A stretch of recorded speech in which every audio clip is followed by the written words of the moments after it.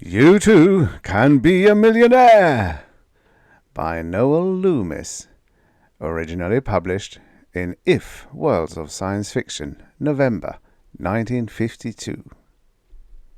Narrated by Tom Trussel. Mark Renner looked anxiously backward as he ran up the street to the place where the faded gold lettering on one window said jewelry. That would be a good place to hide, he thought. Most of the plate-glass windows and doors along the street were broken out, as in fact they were everywhere, and had been for 20 years. But one of the jewelry windows and the door, protected by iron grating, were still whole and would help to conceal him. With one final glance back at the corner, he climbed the grating, scuttled across it, and dropped down. Then, keeping low, he ducked in among the dusty old counters and stopped abruptly, listening. He heard Conley's slow, slapping footsteps as the tall man rounded the corner and came up the street. He forced himself to breathe softly in spite of the pounding of his heart. The dust rose a little around him and got in his nostrils, and he wanted to sneeze, but by sheer willpower he choked it down. Conley was from the machine, Central Audit Bureau, and the machine knew by now that Mark was 3,000 points in the red. 3,000 points, when you were supposed to be always within 1 day's point of a balance. You were allowed 1,200 points a day, so Mark was now 2.5 days in debit. He'd been walking the streets in a sort of daze, signing slips right and left, while his own pad of slips stayed in his pocket. He hadn't cared either until now, because in this brave new world of the one freedom from work, he was abominably unhappy. Everybody struggled all day to get enough points to stay even with Central, and what good did it do them? You got even one day, but the next day you had to start all over. There wasn't any point to it. So he said, to hell with it, and for 5 days now he'd ignored the machine entirely, except to line up automatically once a day at the concourse to have his card audited. And for 5 straight days the balance had been in red. Then, today, he had seen Conley on the street, coming toward him. All of a sudden Mark had been scared. He didn't know what Central would do to him. Nobody knew. But he didn't want to find out either. He ran from Conley. Now he crouched in the dust behind an empty counter while Conley's footsteps approached. He held his breath when they got close, and when they passed the broken window he was very thankful. It was late afternoon, and he thought Conley would go back to Central. Nobody knew much about Conley, except that he represented the machine, and that he seemed to disappear within it every afternoon. So, presently, Mark crawled out of the broken window and walked down to Main Street. He looked carefully right and left, and then, not seeing Conley's tall form above the traffic, he wandered slowly down the street, trying to figure things out. Why wasn't there anything worthwhile to do? What was the reason for all the broken windows and empty stores? Had there once been places where people could buy things like food and clothes? Maybe, before Central Audit Bureau had come into existence. Or had Central always been there? Mark saw the old lady sitting in the wheelchair. He turned out absently to walk by her. He saw her put her foot in his way, but his brain wasn't working. He stumbled over her foot. Instantly the old lady half arose from her chair as if in pain, shrieking and brandishing her cane, the leg held stiffly out in front of her. "You've injured me," she shrieked in a raucous voice. "You've hurt my lame foot." Mark stood there dumbly. He was a young man, and so he didn't at once foresee what was about to happen. A crowd gathered in no time. The old lady was putting on a show. Mark didn't get it. He would have allowed her 1,000 points, even 1,500 without argument, but he got the shock of his young life. 30,000 points, she screamed at him and thrust a pad of slips at him. Sign my slip, please. Mark took the pad automatically. He took the pencil she held out. He started to sign. He'd never get a credit balance at the Central Bureau now, but he didn't care. Maybe he'd get in so deep they'd give him some work. The old lady's voice rose unexpectedly. My feelings are hurt too. He did it deliberately. 5,000 points for my injured feelings. Dazedly Mark wrote down 35,000 and no more, and signed his name. He handed the pad back to her and started on. The crowd was leaving. But a voice stopped him. A soft voice. Wait, son. He looked back. He started to go on. Then he saw the old lady's eyes on his. Stick around, she said. There wasn't any raucousness in her voice now. Wait till the crowd goes. I want to talk to you. Presently he was walking beside her while she laboriously operated the 2 big hand wheels that propelled the chair. 2 blocks away, she turned into an empty building marked Groceries. Mark helped her across the threshold. Inside, she amazed him by springing out of the chair and standing quite steadily. She was small, and she wasn't as old and wrinkled as he had thought. You get in the chair, she said. I'll push you. I need the exercise. A minute later, she was pushing him briskly along the street, while Mark sat, still half dazed, in the wicker chair. Her old red shawl was across his lap. Get cramps in my legs, to say nothing of my bottom, she observed, sitting there all day. She saw him stiffen. Oh, you needn't be shocked. After all, I'm old enough to be your grandmother. I was born in 1940, you know. 1940? Mark repeated, wonderingly. Gee, that was back in the days when everybody worked. I wish I could work. Well, it's a changed world, she observed. In those days you had to work. At that instant Mark heard the ominous slapping footsteps. He looked ahead, and there was Conley, easily noticeable because of the Type N hat a head above everybody else, coming toward them. Mark snatched up the red shawl and wrapped it around his face to the nose and pulled his hat low over his eyes. He watched from under the Type L brim while Conley approached. He held his breath while Conley fixed his deep eyes on him for a moment, but Conley went by, and once more he was safe. The old lady trotted briskly along. They passed a few people who stared at them, but Mark was thinking. This is 2021, he observed. You're 81 years old. You must know all about things. I'm quite spry, she pointed out, though I must say I am working up a sweat right now. No, she pushed Mark back into the chair. It's good for me. Don't get enough exercise any more. Now you just sit there. You're in a bad way. Anybody who'd fall for such a phony act and release 35,000 points without even an argument. Well, of course, she said archly, I do have a well-turned ankle.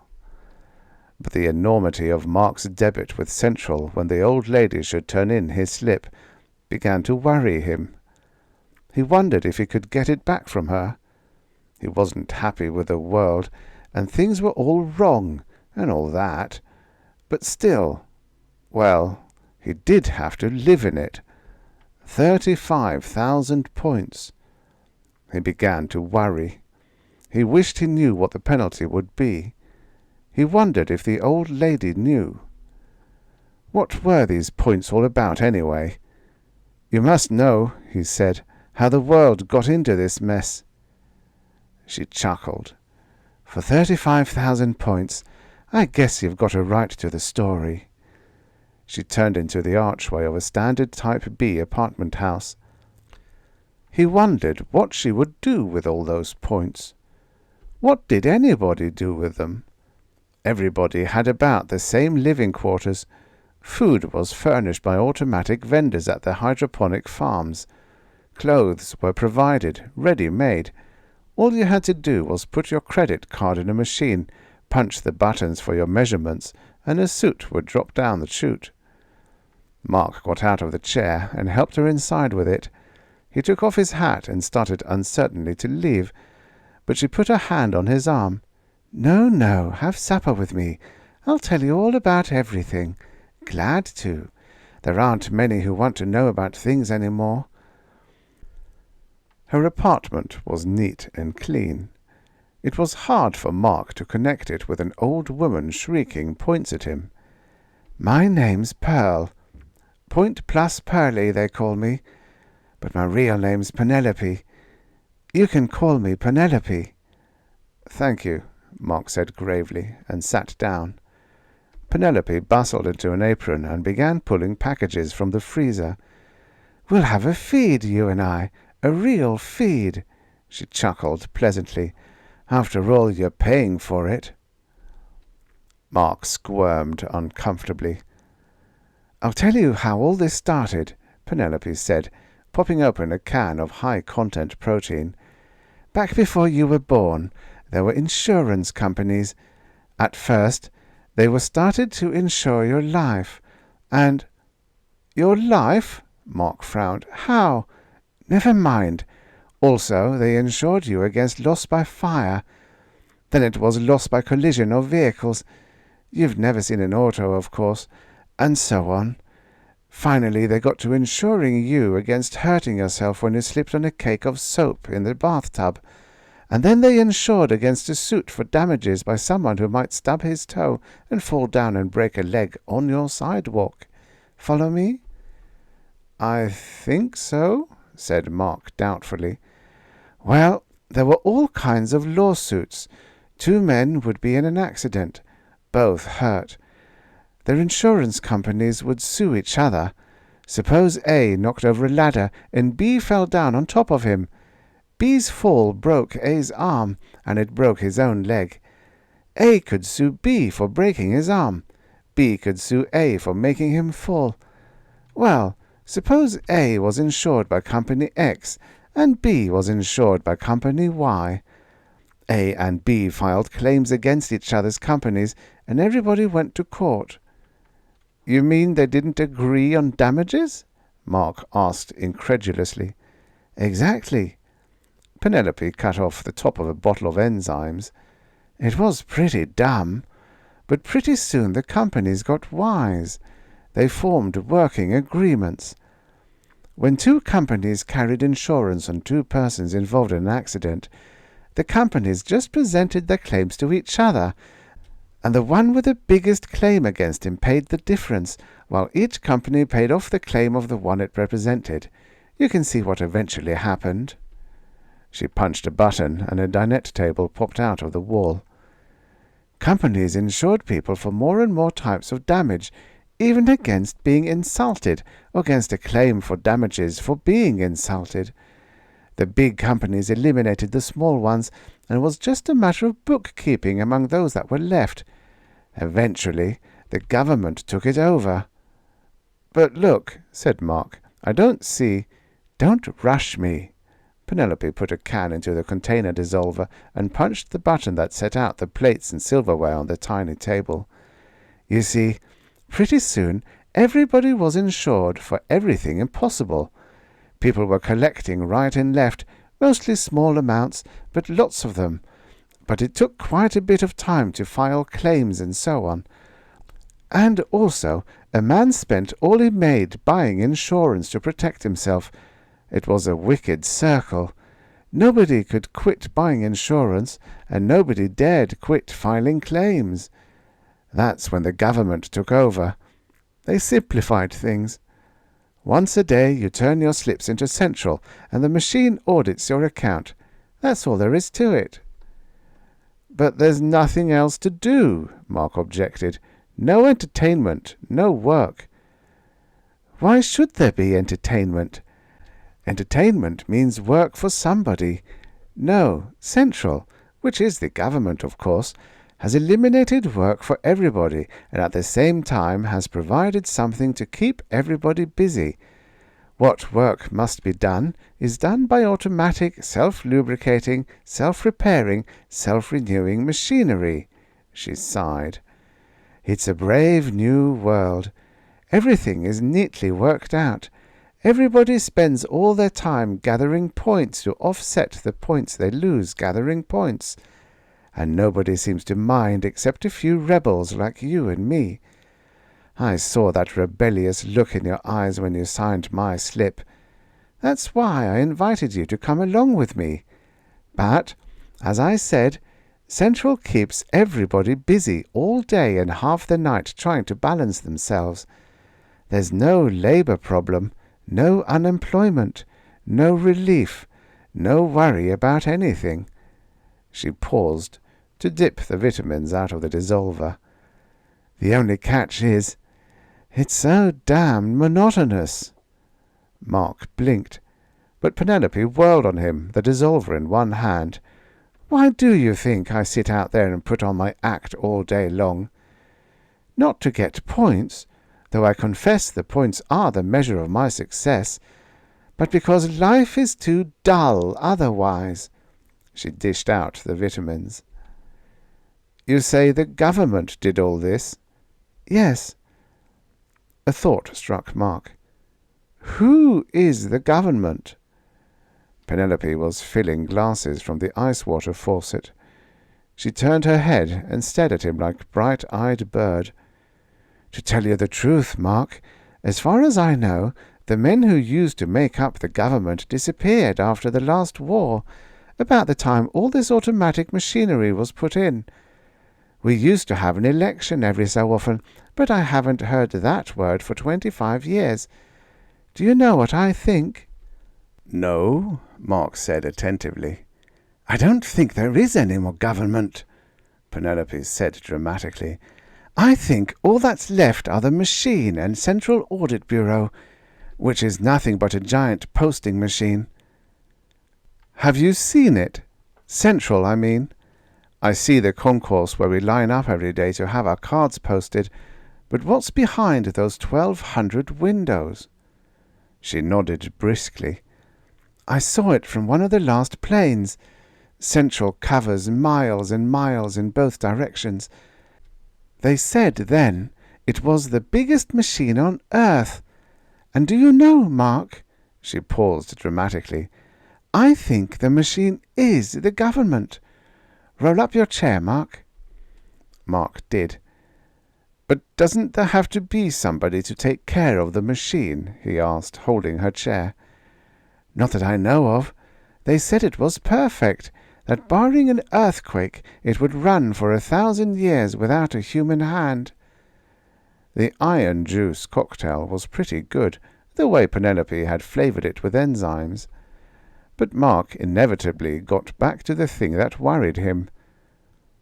"What will happen when that release slip of mine goes through for 35,000 points?" Penelope raised her white eyebrows. "I don't know, but undoubtedly something drastic. I'll tell you what, I'll hold your slip for a while, and you go out and see if you can get some points on your credit side. Stir up a little trouble. Get the points first and argue after."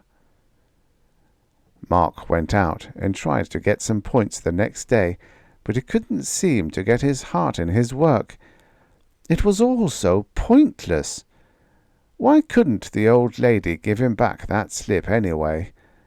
Mark got pretty much in the dumps, and after he managed to get his foot stepped on and demanded 300 points, only to be countered by a claim of 400 for hurting the other man's instep, he began to feel very low indeed.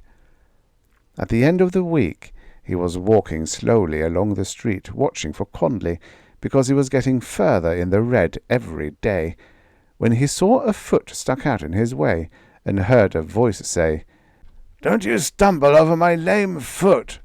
And he looked up and saw the old lady. Her black eyes were soft. "You don't look happy, Mark."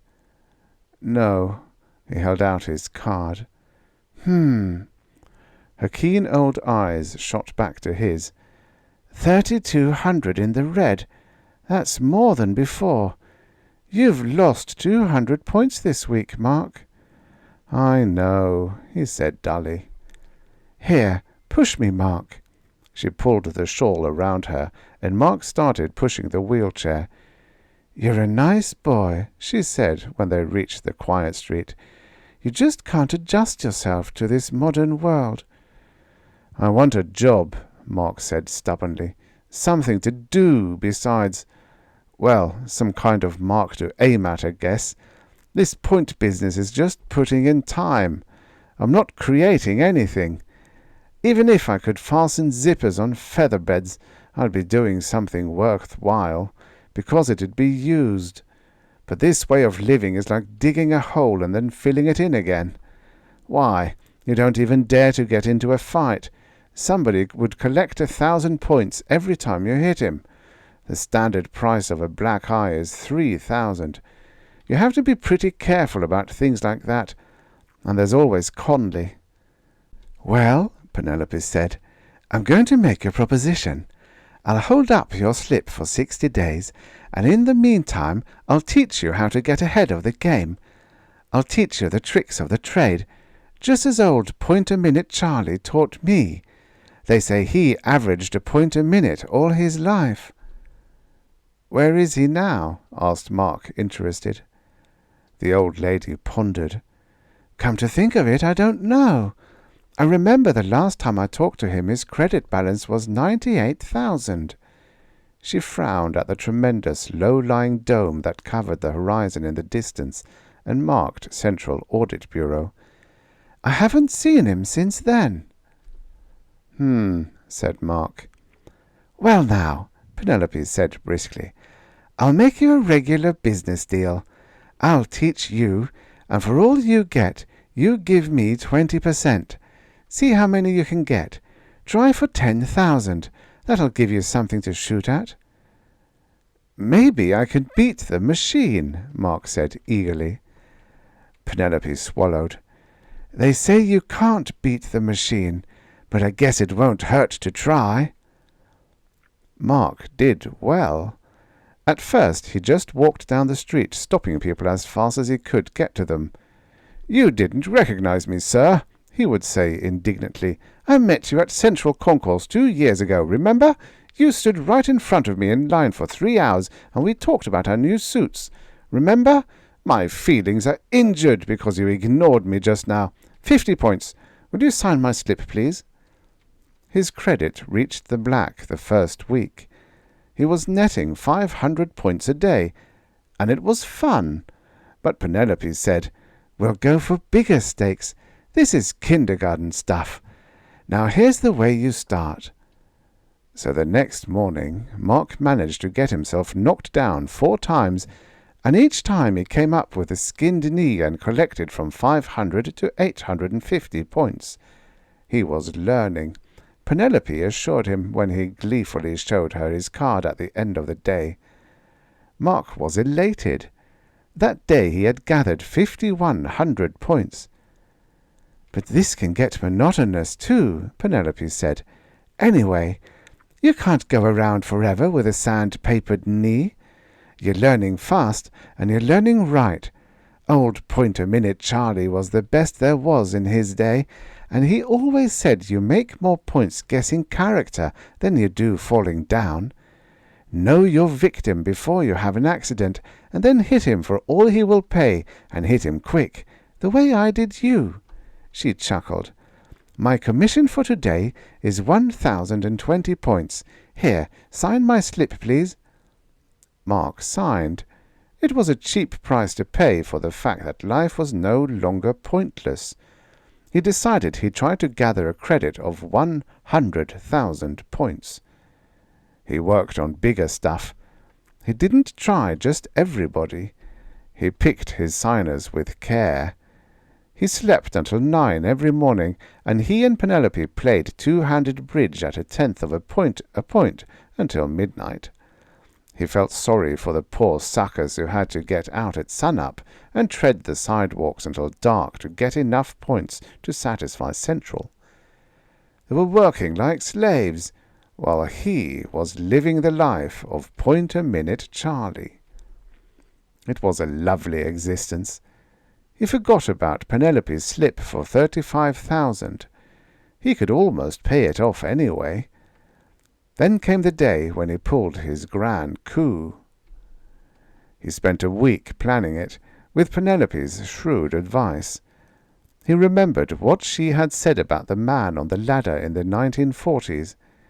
He sandpapered his back and painted an irregular spot with methylate and iodine, and practiced twisting his back until it looked out of shape. Then he went out and watched for an absent-minded, nervous, excitable-looking man to try his next effort on. Penelope's biggest advice was, preparation is half the points. So it was 3 days before Mark found the right person. After he found him, it was very simple. He signalled Penelope to follow, and then he walked behind the man until they came to a high curb. Mark moved out to the left. The man started to step up on the curb. Mark darted across in front of the man just as the man raised his foot. Mark managed to stumble exactly in front of the man. His arms went out, and one hand caught the little man's leg. The little man fell squarely on top of him, assisted by a slight push from Penelope. Mark groaned heart-breakingly. In a moment there was a crowd. The little man was getting up, bewildered, and automatically trying to dust off his Type K suit. Mark lay half on the curb, half off, squirming like a broken-back snake. "My back!" he moaned piteously. "Oh, my back!" The little man seemed paralyzed at the enormity of the thing he had done. He stared at Mark, and Mark squirmed harder and moaned louder. Then Penelope hobbled up and pulled Mark's shirt-tail out of his trousers. The iodine spot on his back looked yellow and purple, and there were gasps from the crowd. "He did it," Mark said, glaring accusingly at the little man. "He tripped me! He tripped me and broke my back!" Penelope was putting on a good act too, crying and wringing her hands and moaning. "My poor boy!" she said over and over. A woman in the crowd came up and made a very expressive raspberry in the little man's face. The little man was not only bewildered, he was frightened. Mark adjudged the time had come. "Points for my broken back!" he cried. Penelope held out a slip to the little man.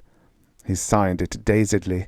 Then he slipped out of the crowd, while 3 men picked up Mark and laid him tenderly in Penelope's reclining wheelchair. Mark could hardly contain himself. As soon as they were safely out of sight, he said excitedly, "Let me see the slip." Penelope looked around. She kept pushing him, but she handed over the slip. 50,000 points! Mark read under his breath. "Isn't that wonderful?" He couldn't remember ever having felt so elated in his life. Penelope was shaking her head wonderingly. "That was a good act," she said. "I'd never have had the nerve to try that myself." "Oh, that's nothing," Mark was enthusiastic. "As soon as I get fitted up with a magnolite brace so it'll look good, I'm going to knock a piece out of that curbing, and then if I can find out who's the registered owner of it, I'll hit him for 25,000. Mark got the 25,000. The owner of the sidewalk was finally convinced that Mark's broken back was worth a lot. From then on, there was no holding Mark. Pretending to act for the little man who had originally knocked him down, he located the woman who had made a raspberry in the little man's face and collected another 2,000. The woman didn't recognize Mark, because Mark's features were changed a little. Then Mark spotted 2 others who had made threatening noises, and collected 500 from each, and from another who expressed doubt that he was really hurt, Mark got 1,000 points. There was nothing to it, really. Most people had regular beats, and all Mark had to do was sit at one side in Penelope's wheelchair and wait for them to come by. He would have collected more if he could have remembered more faces. He saw Conley go by once a day, but now he wasn't afraid. He thought Conley looked at him disappointedly. A couple of weeks later, he got his card back from the machine at Central and looked at it with great satisfaction. He had 113,000 points to his credit. He met Penelope, and they went to her apartment for dinner. Jubilantly, Mark got all the fancy food, even some synthetic meat that he could get on his card, and they prepared for a feast. "The only thing is," Penelope said as she punched the dishes on the table, "I'm scared. I have a feeling you shouldn't have gone over 100,000. "Is that why you never cashed my slip for 35,000? She nodded. "That's mostly the reason. My balance is over 80,000, and I was afraid." "Afraid of what?" "I don't know. Just afraid." "Well," said Mark, "I'm not. I don't see what Central can do to a person for getting points. There's no rule against it." "It's dangerous," Penelope insisted. "Nevertheless, I have made a decision. 100,000 points. That's nothing." His head was high. "I'm going after 1,000,000 points." Penelope gasped. "Mark, you mustn't do anything like that. You have no use for 1,000,000 points." "No," Mark said complacently, "but it's a lot of fun getting them, and it gives me something worthwhile to do. We'll sit up till 3 o'clock every morning and play bridge, and I'll stay in bed till noon and dream up new stunts. I'll pull one a week. Life is going to be worth living." The announcing light showed at the door. Penelope pressed the admittance button. A tall, thin man came in a moment later. "Mark Renner?" he asked. Mark jumped. "Conley!" Mark's stomach had a funny feeling in it. "They told me I would find you here," Conley said. Penelope had recovered enough to gasp. "What do you want?" "I'm from Central Audit Bureau." "That's just lovely," Penelope said. "But it doesn't mean anything to us but a place where we get our cards balanced." "It should mean something to you," Conley said hollowly. "Central is the government." Penelope stared at him. "Sit down, please. I thought Central was just a machine." "It is something more than a machine. There is a small core of persons who live inside the machine to service it and occasionally adjust it, and those persons really are the government. That is, all the government we have." He sat down stiffly, his back straight. "Now then, Mr. Renner, your card today showed a credit balance of 113,000 points. Is that correct?" Mark swallowed. "Yes." He looked at Penelope. She was pale. With difficulty, Mark asked, "Is it your job to check up on people, to see if they are entitled to their points?" "Oh, my, no. Central doesn't care about that. In fact, Central doesn't care how much anybody's debit is. We figure as long as a man is in debt, he'll try to pay it off. They always do, at least. No, we never bother with debits, and I don't suppose we ever would." Mark breathed a sigh of relief. "But a credit of over 100,000 is something else," said Conley. "The machines won't handle 6 figures without trouble, you see, so there has to be a penalty." He looked very sad. "Now then, I shall have to—" "Wait!" cried Penelope. "His credit is 113,000, but I have his slip for 35,000. If I turn it in, that would fix it up for him, wouldn't it?" Mark felt a warm wave of gratitude toward Penelope. She was 1,000,000%. No question about it. Well, yes, I suppose so. We don't like these last-minute adjustments, but I suppose. She came, waving the slip, and thrust it into Conley's face. "There," she said triumphantly. "Put that on my account." Conley looked a little sad. "This is your slip?" he asked Mark. Mark nodded gratefully. "Let me have your credit card, Miss Penelope. Now then, I'll transfer these points." Conley's eyebrows raised. "Do you know what your balance is now, Miss Penelope?" Penelope's mouth shot open, and she popped her head across it. "You have now 122,000, Conley said. He got up from his chair. "Well, I'm sorry, folks. That's the way it is." Mark gulped. "What way?" "Miss Penelope will have to come with me." Mark was on his feet. "If she goes, I go," he said dramatically. Conley looked at him. "If you feel that way about it, there won't be any trouble at all. You did go over, so I can take you in too." "In where?" Penelope demanded. "A certain number of persons is required to keep Central going, as I said, actually to be the government. But most of the population today is so apathetic they wouldn't be of any use at all. So years ago some of us who were in Central got an idea. We discovered that whenever any citizen rebels against the monotony of life today, he or she eventually winds up trying to gather a lot of points, because that is the only outlet for energy and ambition. That is the kind of person we need. So when anybody gets over 100,000, the machine warns us. We go after them." Conley picked up his Type N hat. "Well, see you in the morning.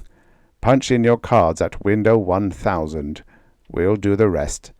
And by the way," he was at the door, "we start work at 8 o'clock.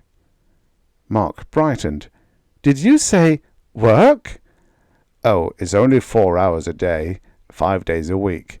The rest of the time is your own. Only, of course, you can't come outside. It would upset things if the general public learned about us. Yes, it's a regular job. Not hard work, but steady work. Gives you something to aim for. There are promotions, you know, and extra bonuses for those who show promise." "Work," Mark said. "Steady work? You mean there'll be something to do all the time?" 5 days a week, said Conley. Mark said, "This is so sudden. Why don't you sit down a minute while we let it soak in? We have plenty of enzymes and stuff for our guests, don't we, Miss Penelope? Why not stay for supper, Conley?" "No, thanks," said Conley. "We have beefsteak and hot biscuits for supper in Central." Penelope shrieked with joy. "Beef!" Mark was puzzled. "What's that?" "It's an old-fashioned food," said Conley. "Rather tasty, too." "Please sit down," Penelope begged, "and tell us more." Conley looked at his watch. "Believe I will. My feet get a little tired all day from pounding the pavement. But there isn't much more to tell. You'll find out everything tomorrow, and I'm sure you'll like it. We try to give each person work to challenge him." "What if a person wouldn't want to go to Central?" "Very few ever object. Once in a while they're afraid and run away. But we just register the number with all the machines, and whenever that number is presented for food or clothes, the machines reject the card." He paused. "A very neat arrangement. Of course, inside of Central, the point system as you know it now will be of no value whatever. We use money in Central." Penelope had a can of synthetic meat in her hands. "Beef!" she said suddenly, and hurled the can into the disinter chute. "I'm going to starve all night so I can enjoy eating tomorrow." "So nobody ever gets away?" asked Mark. "Very seldom, though there's one fellow playing a game with Central. He must have gotten wind of us, and he keeps careful check on his points. About once every 3 months he starts going strong. He'll be putting in 8 or 10,000 points a day. Then his balance will shoot up over 100,000, and I'll go after him, but he's always just signed away a lot of points. Would you believe it? The last time he had given away 50,000 points to a fellow who claimed a broken back. He said he knew it was a phony, but he had me there, and he laughed at me, for he had signed away the points. The slip showed up the next day. Mark looked at Penelope and grinned. We should have known that nobody in his right mind would give away 50,000 points. Conley raised his hand in a salute. See you tomorrow at Central. If they don't keep you busy, look me up. Mark watched him leave. Then he looked beamingly at Penelope. Work! Every day! 8 o'clock! We'll have to get up before breakfast. Isn't it wonderful? But Penelope's bird-like eyes were bright. He said there would be promotions and bonuses for those who show promise, she recalled. I wish we had known that. We could have made a clean-up and gone into Central with a record that would make their eyes pop out. Anyhow, she dug her pad of release blanks out of her pocket and began to figure on the back. Let's see. 50,000 from the little man who's playing a game with Central, 25 from the owner of the sidewalk, 2,000 for the raspberry, 500 each from 2 who made noises of disrespect, and 1,000 from the man who doubted that your back was really broken. You could have collected 2,000 from that last one, she said absently, if you hadn't got cold feet. Anyway, that's 79,000 points. Now then, 20% of that is 15,800 points. She wrote rapidly and held out the pad to Mark. Sign my slip, please.